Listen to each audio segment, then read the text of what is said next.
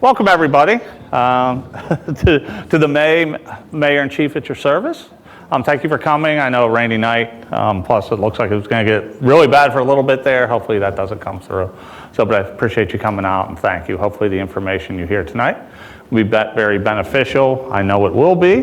We're going to have Captain Art Sillmore and Agent Tom Lewis with the United States Secret Service talking about fraud, some of the cases they've seen in the area, how they come, where the money goes, trails, just great information for everybody to see. With the mayor. Okay, welcome everyone. Yeah, this is really the police Is your thing section on? of the, I'm not on, of course. No. He told me to turn it on, and I forgot to turn it on. All right, now I'm green. Okay, well, welcome tonight. I always love working with the chief. It's going to be a great program. And then after the program, of course, is a time for you to ask any questions about things going on in the town. There's a lot of exciting things going on in the town right now. But I'm here to answer any questions or have a conversation about anything you want to talk about. So I'll hand it back to the chief. Thank you. We're going to start off tonight with something a little bit different. We're always looking for ways to, you get ready to bring it up? We're always looking for ways to get prevention and safety information out there. We do it through newsletters, we do it through social media. So I will give Captain Sillmore the credit. He came up with the idea of why don't we do a little bit more with maybe some town faces, a little interactive public service message I'll put. So with that, if you'd like to watch.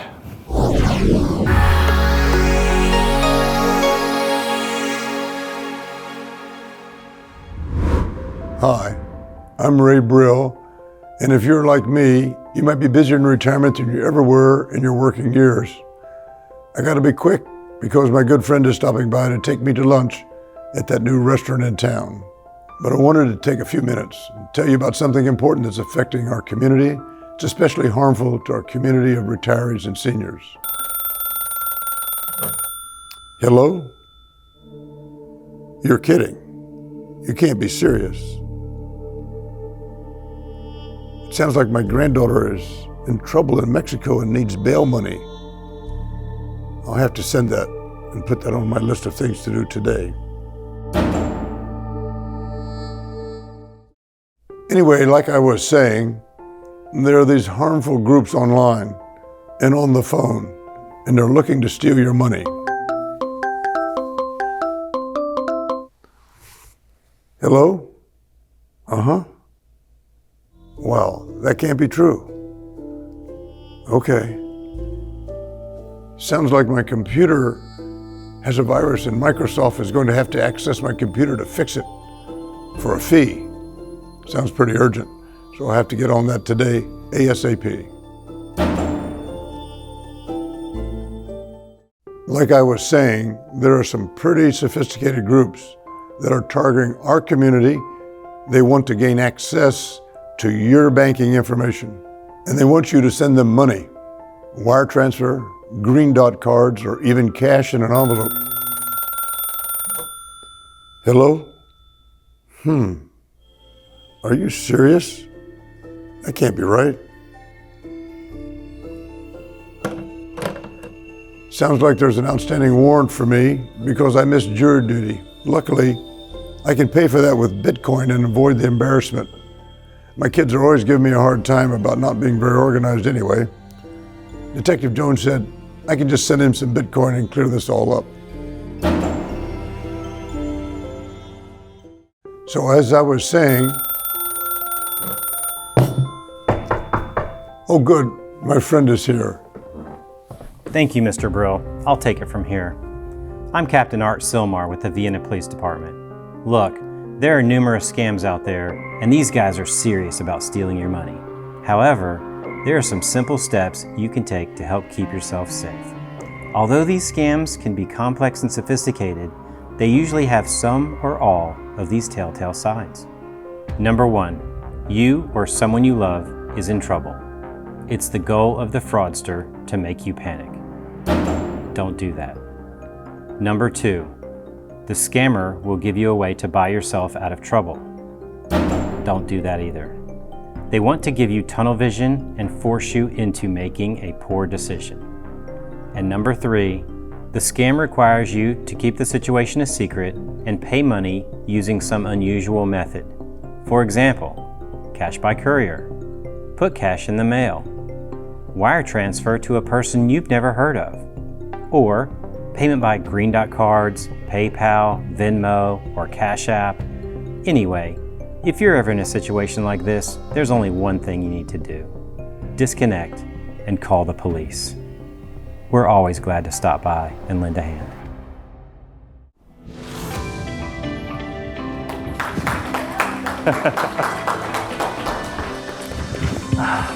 So we'd like to thank our actor, Mr. Brill. Thank you very much for your great acting job.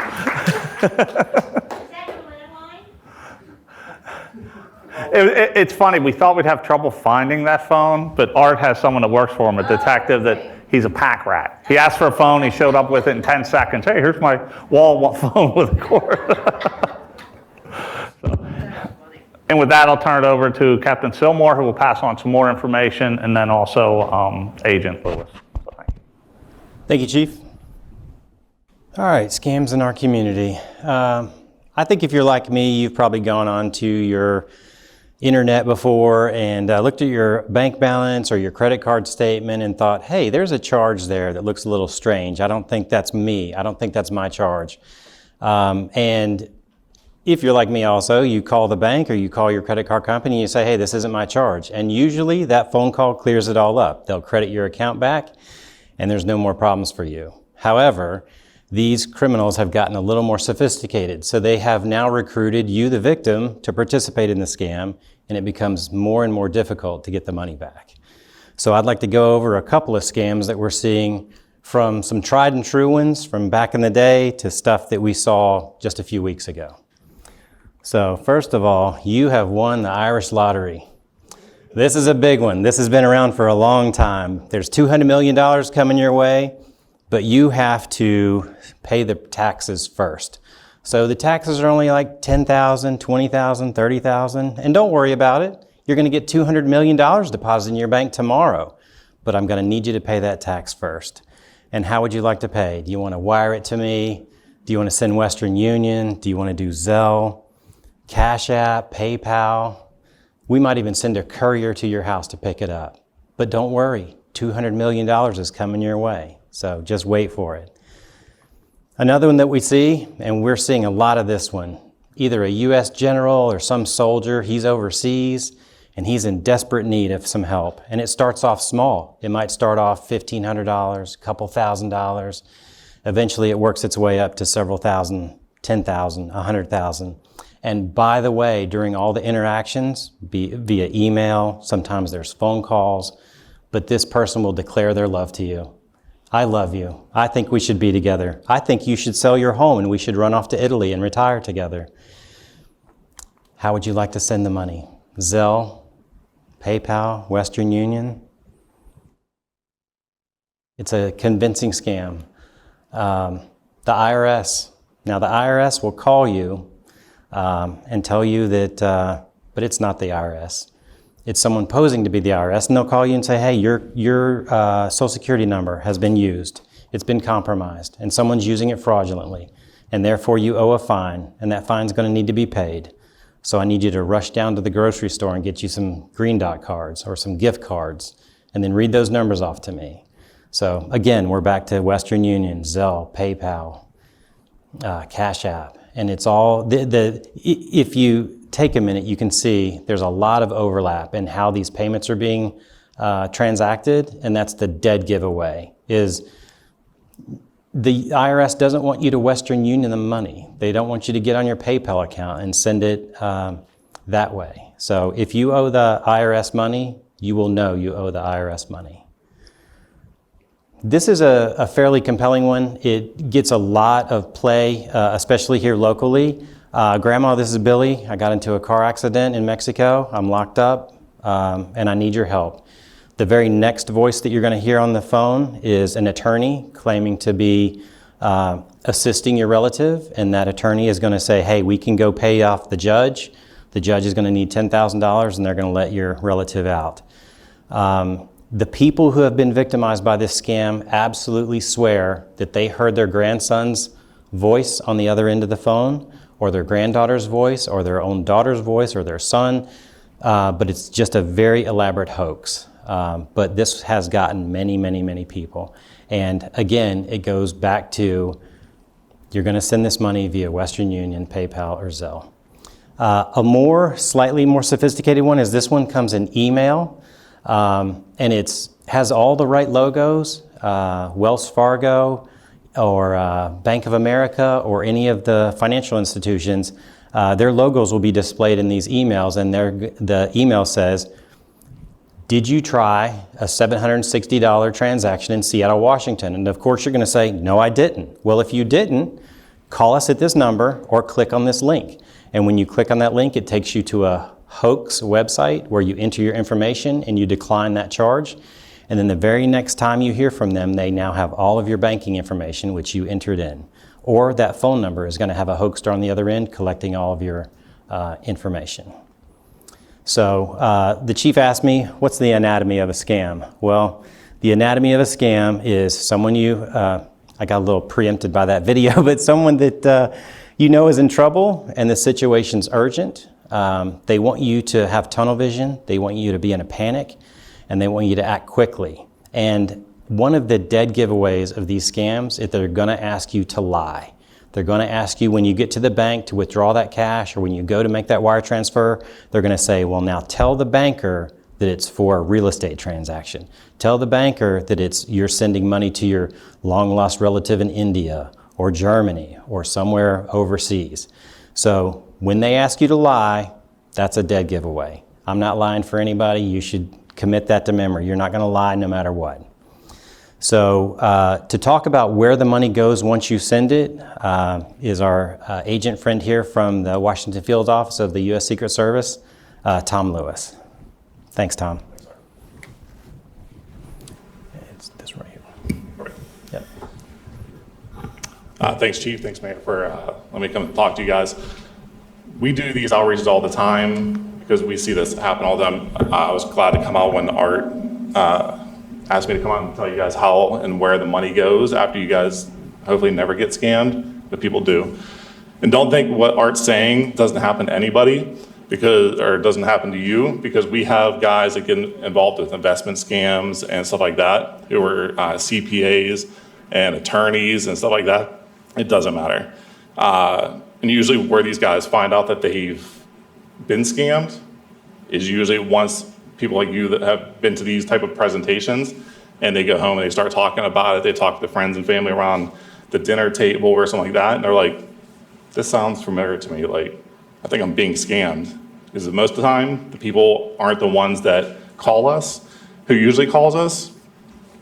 Wives, husbands, sons, daughters. That's usually who calls us and says, hey, my dad or my mom or my daughter's getting scammed. I think she's getting scammed. I think they're getting scammed.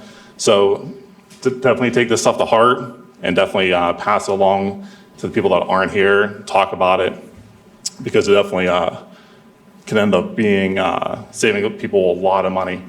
I'm not sure what Art member's seeing, but a lot of the stuff we're seeing anywhere tens, hundreds of thousands of dollars, even up to people losing millions of dollars in their retirements and stuff. So this is definitely something very prevalent in the area and all over the United States. So as Art mentioned, a lot of this stuff is during wire transfers and cryptocurrency, gift cards, gold and silver. To believe Art mentioned the couriers. A lot of this gold and silver is being transported by couriers. And then also they're having people take out cash from their own accounts and giving it to couriers, and I'll show you a little bit more later. So this right here gives you an example. I tried to incorporate a little bit of everything we have here. You'll see where it'll be like your bank will be the first one, and then you'll see where you transfer it to the fraudulent bank. Once you transfer it to the fraudulent bank, and this is all happening very fast. You'll do your transfer, next day it's in the fraudulent bank, and then from there it gets spread around. So your bank will transfer it to the fraudulent bank, which then transfers it to maybe a couple other different banks. Those banks aren't all ran by fraudulent people.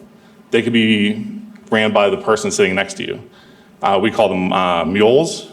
So they're involved with these romance scams, and where they think that, oh, I'm in love with this person or whatever, and this person's like, hey, can you go pick up this money and then send it here? Or take this money out and send it there, or give it to this courier. So yeah, this whole thing happens very fast, and it goes from your bank to the fraudulent bank, possibly to mules banks. And then once it goes to the mules banks, they take out that money. They may write a cashier's check, or they get a cashier's check from the bank. And then from there, they put in a couple other banks. And then from those couple other banks, it goes somewhere else in the world. So that those banks could be over in Shanghai or something like that, that doesn't cooperate with us, and very hard to get money back. And like I said, this whole thing, you're looking at possibly 24 to 72 hours, and this money's gone. So people have come to us within a week, gone, money's gone. Hundreds of thousands of dollars, if not millions. And if we go the other route, just looking at the bottom half here where it goes to the banks, you'll see where the money gets pulled out in cash. And then sometimes that cash will then be pulled out and put into Bitcoin ATMs. If you guys have ever seen those in like the grocery stores, dollar stores in the area, that's really prevalent. I'll go into a little bit more about that here in a second. The money can be pulled out in cash, or it could be pulled out and bought, gold can be bought with it. Gold, silver bars, and they'll have it shipped to like your house. Once it gets to your house, then they end up, they'll tell you, hey, we're gonna have a courier come by and pick it up. This courier is basically sort of like the romance scam or something like that. They see a thing on Craigslist, or they think they're in a romance scam, and they are told, hey, go pick up this money and then drop it off at this bank, or go deposit it and then pull out the cash and go buy crypto with it, or whatever they have to do with it. The stuff we've seen, whenever these couriers, which is why the car's on there, the couriers basically take the money and they transfer it all these different places. And we have had luck locally where the couriers are transferring it into different banks and depositing cryptocurrency, and we've traced it back to like local places such as like Miami and LA, and we've gotten a couple different people, but the majority of that stuff is definitely going overseas into like Nigeria and China and stuff like that, so, which they don't like to play with us. Now with the Bitcoin, I've showed you where like the wire transfers are 24, 72 hours. When we start talking to the Bitcoin and they take that money out and they put it into the Bitcoin ATMs, or they're transferring their money from their bank account into an exchange such as crypto.com or something like that, and they start making transfers, this money is hours. Like these transfers can be hours. Like within 24 hours, the money can be transferred into multiple exchanges, as you can see here. And each one of these little hops you see is multiple transactions being done to a different exchange. So like this first one is crypto.com, which could be everybody in here. You guys could all have a crypto.com account. And let's say half you guys are getting scammed and they tell you to transfer your money. You guys would all transfer your money from crypto.com into that first hop. That first hop might be Binance, or it might be Coinbase, which is another exchange. And once it goes into there, they have other people that might be money mules, or they may have a team of people watching that. And as that money comes in, and this is all happening very fast, they transfer it into the next hop. That next hop might be another crypto wallet, or such as a cold wallet or something like that, if anybody knows those terms. A cold wallet is sort of like a piece of paper that has your cryptocurrency number on it. And basically you can have that in your safe somewhere. And if once they transfer it into that wallet, nobody knows anything about it. It's in yours, so if they transfer and deposit money into there, nobody will ever know that money is there. But if it goes into like an exchange, we can see those. Where cold wallets, we can't see. So once it gets deposited in there, it's gone until somebody makes another transfer. Then we can sort of like trace a little bit. But you can see how many hops are on here. And like I said, this is all within hours, these are being transferred.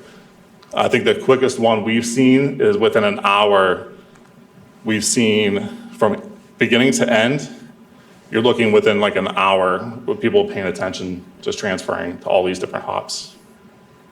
If you see at the end over here, I'll show you, like maybe here or over here at the end, those could be cold wallets where those could be a scammer has you create a cold wallet and they go into there and then we can't ever trace them. But let's say we go to the very end one, that could be Binance.com or crypto or Coinbase. If it gets into there, we can possibly seize the money. But like I said, it happens so fast that even as fast as we get it, and I was talking to these guys that we have one of the best like crypto tracers, and she can trace it within minutes. We have the stuff we can trace it. And most of the time, I would say 99% of the time, if not higher, by the time we see it in the exchange, it's gone. It's zeroed out. There's no more money. And then usually what they do is they ended up burning that exchange down, that wallet, and they put new ones up. And then, so that one will be used for a little while, then it's taken down and new ones start to be used. So you won't see any more money coming in. So even if we're watching it, it doesn't matter. We could be watching it forever. So this is one of the reasons, as you guys seen, yes, you might be like, oh, I'm just transferring from bank to bank. You guys can get that. You guys can get it back. It really isn't like that, because if you transfer money from one bank to another, it may, like I'm showing a lot of hops on here. I would say most of the time we go from like your bank to the fraudulent bank and maybe to one other bank before the money's pulled out and separated. But most of the time it's your bank to the fraudulent bank. A money mule comes and gets it, they take it out, and they either take out the cash and they transfer it into crypto, and then you get this. So this is within 24 hours.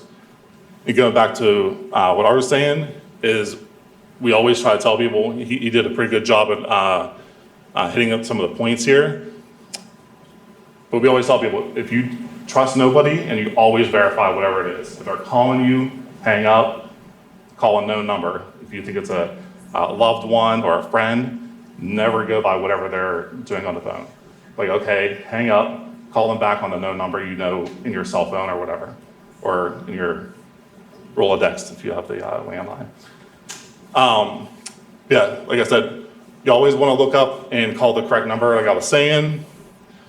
Keep your computer and devices always updated.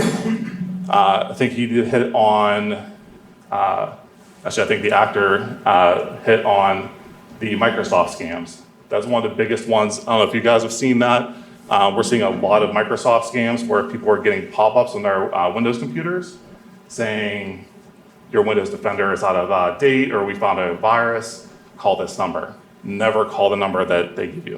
Like I said, always call a number, unknown number. Google it. If you don't already have it on your phone or whatever, never call the number that they give you. Whether it's in an email or a pop-up or somebody actually calling you, hang up and then call the real number. The browser security, most browsers already come with their security set up, so don't turn off the pop-up blockers, don't turn off the firewalls that are on your computer, stuff like that. Let all that happen.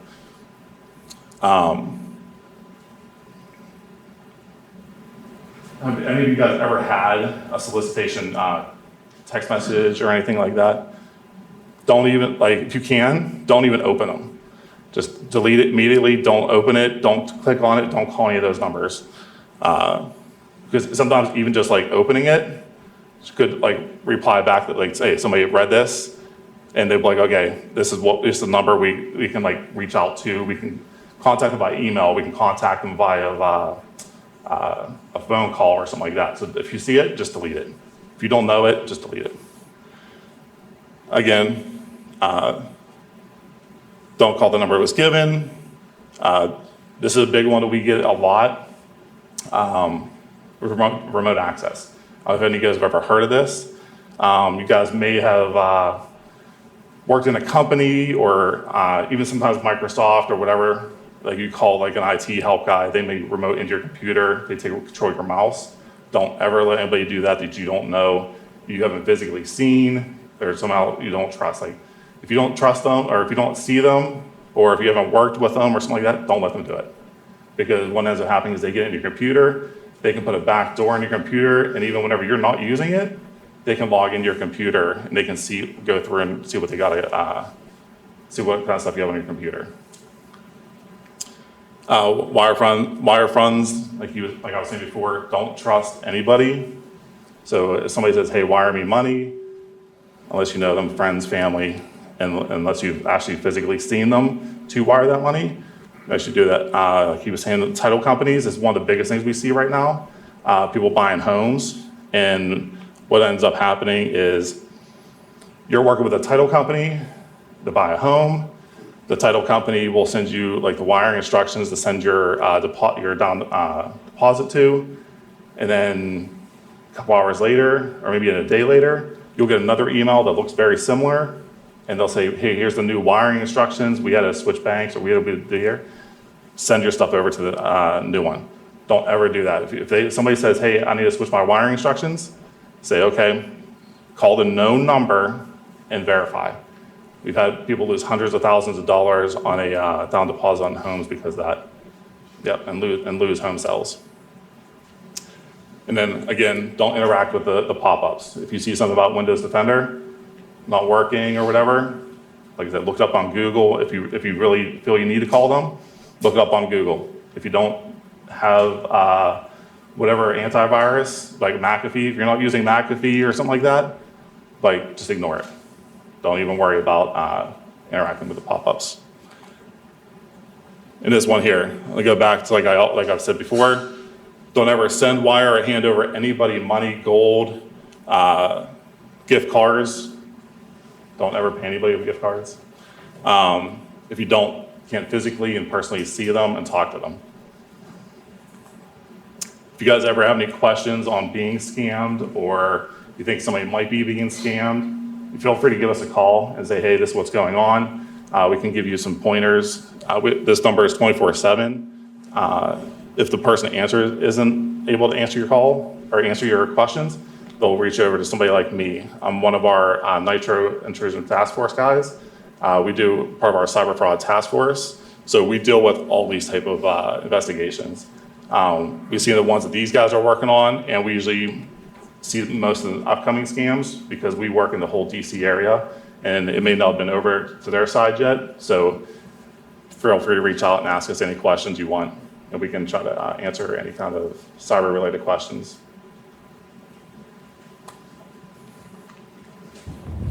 Thank you, Tom. Great information. Appreciate it. Yep, we're good. We're back. It's amazing where this has come. I don't know. I'm a nerd, so I watch the History Channel. And on the History Channel over the weekend, there's a show where credit that made America or something. It was the history of the credit card. And it started with the Diners Club card in 1950. You know what happened immediately after that? Fraud. People began fraudulently using the Diners Club card. Yeah. And now we're into cryptocurrency. We're into it going overseas. It's amazing. The one thing I really notice is a difference, just talking to Art and his detectives, Detective Reedy over there, he handles these a lot, is we have to spend time convincing people now. It used to be, you'd come in, you'd report fraud. Now someone will be reporting your fraud, and we have to convince you you're being taken advantage of. You're sending $100,000 somewhere it shouldn't be going. And that's the first step sometimes, to convince people, no, this is a fraud. And the people are, no, it's not. That's my girlfriend. That's, he's in love with me. And it's, so that's the first step of some of these investigations. But they do get complicated, and they're always evolving. Just in the time, like Dan and I have been on, we've seen so many different ones come and go over the years. So. Yeah. And we'll show the video. We'll do an encore presentation at the end of the mayor. I know, Councilmember Brill, you did a fantastic job. Seriously, that was amazing. Do we have time for anybody if they have questions about the anything that has been said tonight? Yeah, go ahead, Ken. Is there a jurisdictional threshold? You're not going to chase $1,000, I assume. So is there some level that triggers any attention when you call these numbers? Or should you go more local? Should you call Vienna police? Yeah, we always encourage everybody to call your local PD first. Reach out to them, and after you call them, they will usually give you good advice on reach out to the Secret Service or one of the main things we tell people to do, it wasn't in here, if you are being scammed or anything cyber related, there's a website called ic3.gov. It's ran by the FBI, but all agencies have the ability to go in and see it. We can log in and we can see all the reports. So so you report all that to us. On the local level, we'll try to help them on the lower end, like if there's a certain amount. But usually whenever it starts getting up into hundreds of thousands, we'll do the trace and we'll try to take over that case. Prosecution-wise, it's all over the place for us. On the local level, it might be easier for them to prosecute if they're able to find it. But with cyber crimes, you're usually tracing stuff down for 5, 10, 15 years because it goes back overseas. So there's no hard and fast rule of like I can't just say $100,000 or $500,000 and we'll prosecute it. It's all up to the attorneys and stuff like that. So I wish I could give you, everybody always asks that. Everybody always asks. Right, they know that. They know their threshold. Yeah. The number low enough that nobody's gonna chase them probably. I wouldn't even say that the bad guys know that, because I can tell you that we trace stuff overseas a lot, and they don't care. They know that it's a numbers game. Like they'll sit there and do $10,000, $15,000. A lot of the mules that we deal with, there's only like $10,000, $15,000, maybe $25,000 going through their bank. But in total, like that's why we like IC3, is because it totals up everything. We have hundreds of thousands of dollars that goes overseas. So like everybody in this room could be a mule and be pulling out money and then transferring it into crypto, which then goes overseas. And that's how we get our thresholds. So if everybody did $25,000 and then now we're at over $1 million, and that's just in this room, what if every city has that? And that's where we get our stuff. And then if it's a new scam, that's usually how our AUSAs look at it too. So like if they, we had an investment scam not that long ago, which was very big in our area. And because it was big and it was hitting so many people, they were losing hundreds of thousands of dollars in their retirements and stuff. So the AUSAs, it didn't matter at that point. They were like, whatever you guys got, we're going after these guys to try to like really hit hard on it. If you guys may or may not have seen it in the newspaper, it was called a pig butchering scam, / investment scam. If you look it up, there was a lot of them going around in the area. So the AUSAs were like, yes, we'll get together. They basically gave us like a blank sheet, like go after these guys, and that's what we were going after. But right now, like pop-ups and stuff like that, it doesn't make news. So I think that's one of their thresholds. But yeah, money-wise, I wish I could just say $100,000, but that's not it. It's different everywhere. We have guys out in like the Midwest that their threshold, that they'll take cases at $25,000 or less.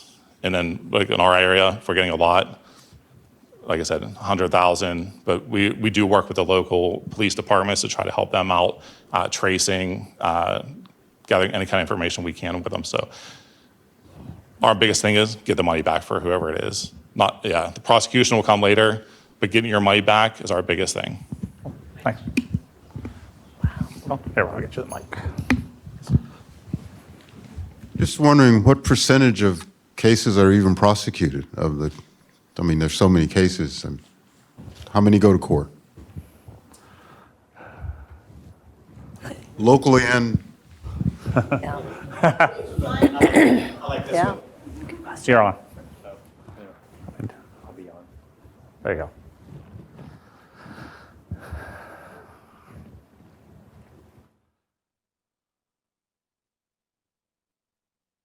Oh. All right. Might be a low battery. I'm on. All right, I'm on now. Percentage-wise, so very, very few, like less than 10% of those are going to court because the actors are overseas, like the bad guys are overseas many times. There might be a local bank that things go through. There might be a money mule who is local. But very, very few of those cases ever see court, and even fewer do people ever get their money back. So it's almost a 0% that anyone gets their money back. What about the bank? Yeah, the bank is just a conduit, so the bank is mostly blameless when it comes to these scams. Yeah, and that's the bad news of it is we get reports. We would encourage you to report it, but really the best thing you can do is to avoid the scam altogether. Be on the lookout for these scams. And do your best to verify if someone's calling you and saying you're in trouble, someone's calling you and saying your family member's in trouble, someone's calling you and saying your computer is in trouble. Any trouble that comes over the internet or the phone, just double check those facts before you act upon them. And definitely be skeptical. If someone's asking you for money, you got to be skeptical. So this is not a good news story when it comes to getting money back and taking people to court and holding them accountable. This year, we had one of our first cases that we closed with an arrest, but it was just a tremendous amount of work on behalf of our detectives and absolute iron will to not give up. But we also got a little bit lucky in the process, but we did track a suspect to Maryland and placed him under arrest and held him accountable. But the total of the scam was over $1 million. And it happened over a very elongated time. But the likelihood that we're going to be able to get your money back or arrest someone is extremely low. Yep. Wow. Yeah. Hi, thank you so much for this. Very, very informative. So I just wanted to share an observation and then ask a question. So some of the ones that I've been getting and a lot of my friends and family have been related to Amazon packages and UPS packages and tracking and clicking on something. So I was surprised I didn't see that in the presentation. Another one that I personally got recently was a call from my CVS pharmacist that wanted to verify my information. I'm like, well, you're CVS. Why do you want to verify my information? So I just thought that was interesting because that was a recent one. But I'm curious if you're seeing any of the artificial intelligence playing a role in the cyber crimes, because I'm hearing that sometimes people are calling, from a number that's unknown and we're answering it and they're gathering our information or they're going to our socials and pulling videos and, images and then using that as part of a cyber scam. Are you seeing any of that? Right, yeah, the voice, yeah. I can't do that one. Yeah, so right now, we haven't seen anything like that come about. But we are working with a couple different companies to try to, it's not my expertise on this, but our one section we have, they are working with AI and stuff like that to try to prevent some of this stuff. But yeah, you're right. We have seen a lot of people talking about making voice imitators and stuff like that of people's grandkids, because a lot of them are on Instagram making videos and stuff like that, and they get a little bit of clip of their video, and next thing you know, they can do the scam where he was saying about, hey, I'm locked up in Mexico, and that one actually would sound like your granddaughter or grandson or son or daughter or whoever. But I have not heard of anything in our area talking about that kind of stuff. And going back to where you were saying about the emails with the UPS and FedEx, I'm sure we could probably make a long list of different things. But I think what we focused on here is the stuff that we have been contacted about. And I think a lot of people are like, I didn't get a package, so they don't really fall for that one that much. But the Windows pop-ups and the kids or parents or whoever that's overseas and needs money, that's the kind of stuff people are falling for, because those ones are a little bit more personal, like with the family and friends and stuff like that. But yeah, like you said, we could probably make a whole list of different scams that are out there. And until they start really popping up, we just want to inform you guys of the most popular ones that we've seen and then how the money comes from it. So hopefully you guys don't get scammed, because like he said, I would echo what he said. I would say that probably less than 10% of the scams are actually prosecuted on our side. That's why our biggest thing is to get people back their money. And I wish I could say that higher percentage, but again, it's slim to none to get the money back, especially now that crypto is involved.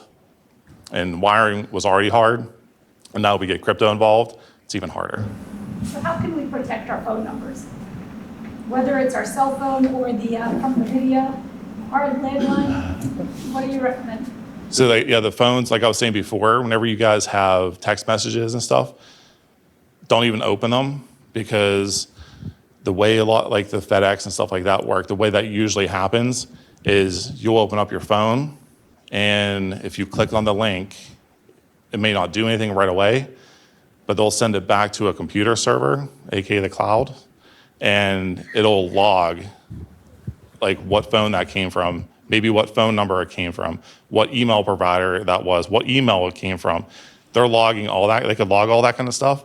And then whenever you do that, it just creates a list for them. And then eventually they'll come back to that list, or maybe they'll sell it on the dark web somewhere. And then somebody else will come by later on that has whatever scam going on, and they've bought that for $100, a whole list of people's names that they know are verified, because they know that somebody actually clicked on a link or opened up a text message that reported back to that server. So one of the biggest things is don't click on any links. Even if it doesn't do anything, it could be doing something in the background. Thank you. And I know for me personally, I don't answer phone unless there's a name attached to it. You know, everyone has smartphones now. You have your contact list. If there's not a name, I don't answer it. I work under the assumption you'll leave a message if you really want to get a hold of me, or you won't leave anything. Just even as the presentation was going on, I'm getting a call from Georgia. Yeah. Well, I don't know anybody in Georgia. I'm not going to answer the call. So but that's the rule of thumb I use. Unless a name shows up, I'm not answering it. Yeah. But, yeah. Go ahead. Hi. My mother recently had a phone call, two of them, asking for Lawrence Lassman, her husband, because he has not responded about his lab work. My dad has been dead now for 9 months. So obviously these calls in the past week were not pretty bad lab, not very responsible for following up.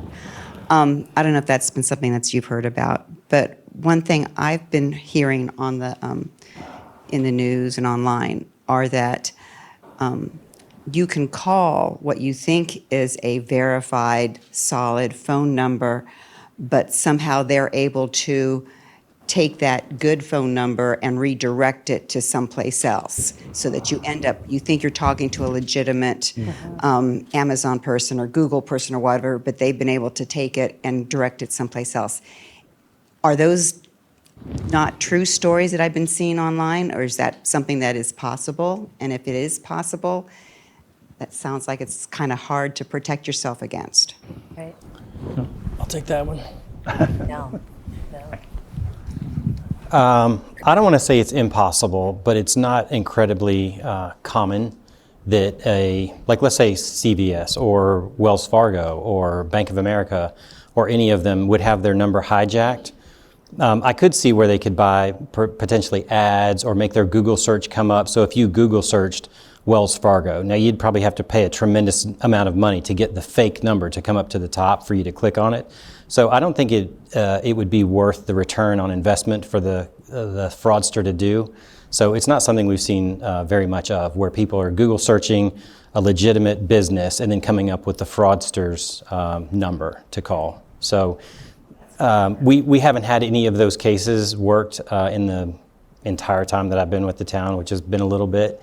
So I would say probably not to worry about that one so much. I think it is great advice to, if you either already know your bank's number, call that. If you're ever contacted by your bank, say, hey, you know what, I'll call you right back, I got something to do, and then call them and say, is there something wrong with my account? Is there any fraud going on with my account? But I would never be afraid to Google search and go after that number. I think it's very solid advice. But like the agent said, taking the number off either the website or the text message or from the fraudster, that's a surefire recipe for disaster. Yeah, I'm sorry that happened to you. I would think that's upsetting, of course. Last week, Right. phone call, this some lab, Oh, battery work. Okay. But I failed to ask when the lab work was done. And I said, no, he's been Right. dead for 9 months. I don't know. Right, I'm sorry. But somehow they do know, like, your activity, of course. I mean, I think I got a call from, well, of course, everybody uses Amazon, so it was either Amazon or L Bean.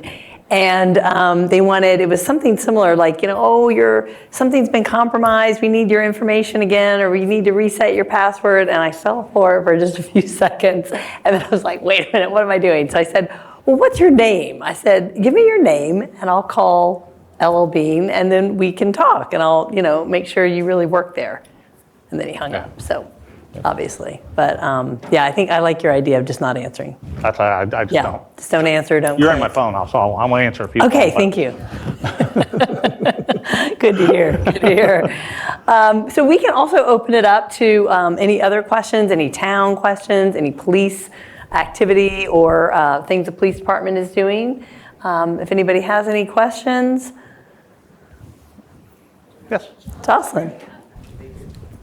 Thank you. You're Of welcome. course, I'm going to ask. Well, Yeah, good. Just out of curiosity, what are you seeing in our town right now? Because I don't know, I'm feeling a little apprehensive sometimes when I'm out walking around. I'm seeing some vehicles that, sometimes I see them lap me twice on our neighborhood streets, and I just get a little nervous and just, wary. So I don't know if something like that, if I should pay attention and call you. But what are you seeing? Are you seeing people in our neighborhoods that probably shouldn't be in our neighborhoods? What is the town seeing? What are you guys seeing right now? And these guys can correct me if I'm wrong. Captain Kiley is the patrol commander, so he'll see things like this first. But I'm not seeing any pattern, routine like that, no ongoing issues. But if you see something certainly call us. This time of year, I'm telling you, what I'm seeing is a bunch of 8th and 9th graders getting out of school with a lot of energy and going to the community center and throwing eggs at the community center and throwing ice cream at the community center. That's what I'm seeing. But we're always on the lookout. So if you do see something like that, a suspicious vehicle, anything, because a lot of times those are tip-offs to people breaking into cars or tip-offs to people looking to steal cars. So those are some of the most important things we respond to is you're the people that know what your neighborhood looks like. You're the people that know what a strange car driving down your street is going to look like. So when you see that, you call us. We are not by any means too busy to come to your neighborhood and look around for that car. So, good answer. Thanks. And I was just going to say, just the mere fact sometimes of our presence lets potential person of interest know that there are alert neighbors in the area, and if they see things that are suspicious, they'll contact the police. So we may not necessarily be able to make contact with the suspicious vehicle, but that suspicious vehicle might see us in the area and know that they have alert neighbors and citizens in there. So. That's great. Thank you. Yeah. Car break-ins going up or down? Knock on wood. I'll repeat it again. Have the car break-ins gone up or down recently? The rest? Knock on wood. Everything's so far so good. We have a fully staffed night squads, patrol squads that are out actively in our neighborhoods, patrolling the area. I will preface that summertime is coming, and as the chief mentioned, people tend to get some time in their hands. So just please be vigilant, be alert. As always, keep your doors locked. I will say there are a couple burglary patterns going on in Oakton and Tyson's Corner that are carrying Vienna addresses, but they aren't in the town of Vienna. We get reports of all those every night. So that's something I know Captain Sillmore is keeping an eye on to get the word out, even though it's not happening in Vienna, it's happening on the outskirts. The people breaking into houses don't know when they've entered Vienna or not. So, but they'll know when we catch them. But We need to put a they'll know when they enter Vienna when they try something. That's right. When they're speeding on the way out. That too. Yeah, don't speed Vienna. Did you have a question? I thought you had your hand up earlier. Yeah, I was going to ask something about cameras and putting cameras out on your home. Like, how far in the public are you allowed to? Oh, like you have a Ring camera? Yeah, when you install cameras on your house, Sure. is it just your front door? Could you have them shooting down the street? Can No, you can have it shooting out. I mean, I wouldn't. What are the rules? I wouldn't make it trying to look at other people's houses, but if it's on your front door and facing out, that's completely fine. Or on your driveway, but you're catching the street, that's completely fine. And when we get crimes in an area, that's actually what we go looking for. We go looking for someone that may have a camera up by their garage or on their front door, and then we'll knock on your door saying, hey, can you look at your camera and see if you saw anything suspicious? So. But it's really it doesn't have to be just on the door. It can certainly be out some. And have you seen any fraudulent? Have you seen any fraudulent charities, like things that tug at your heart? You know, Ukrainian refugees and give to us now. Sure. I don't know if that's. Those are always going to be out there.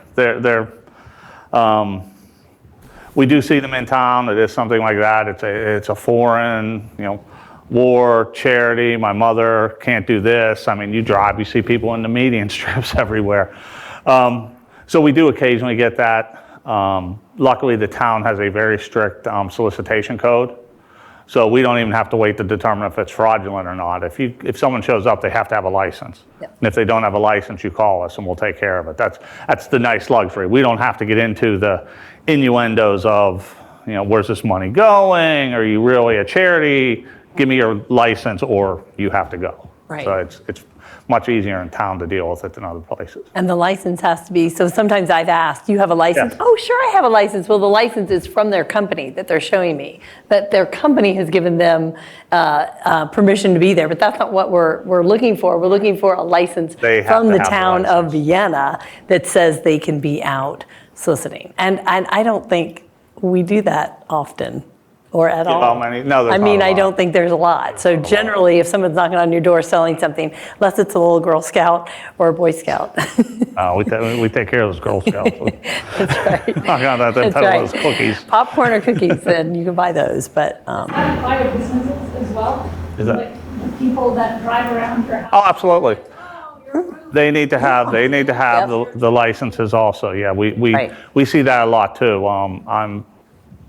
Did your neighbor's driveway, and as luck would have it, I have just enough sealant in the back of this to do yours.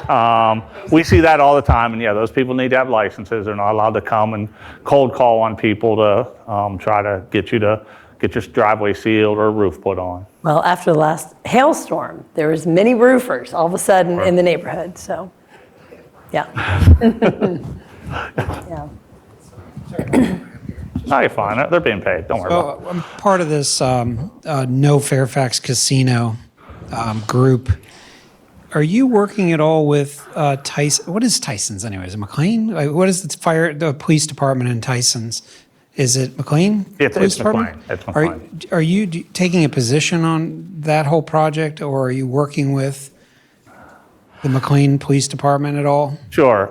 The position the police takes, the position the town took, which is I don't think we want a casino. That's right. Thank you. Thank you, Chief. Okay. I appreciate that. But we do work with McLean very closely because they are on our border. The luxury we have is I worked McLean for years. Major Janicki was the commander of McLean before he came here. So we know kind of the intricacies, the ins and outs. We know what the patrol areas are. And we are concerned with some of the incidents we see going on in Tyson's Corner. So our goal is to stay connected to that, to stay informed. Again, to keep it from coming down Maple Avenue towards us. But we definitely stay on the pulse and we have good communication with them. So if they see something like the burglaries we're talking about, we can go direct connect with McLean. Hey, what's going on? Who's your suspects in this? What do you know? Art directly connects up with their detectives. So there is very good communication. Rockstar, Brill.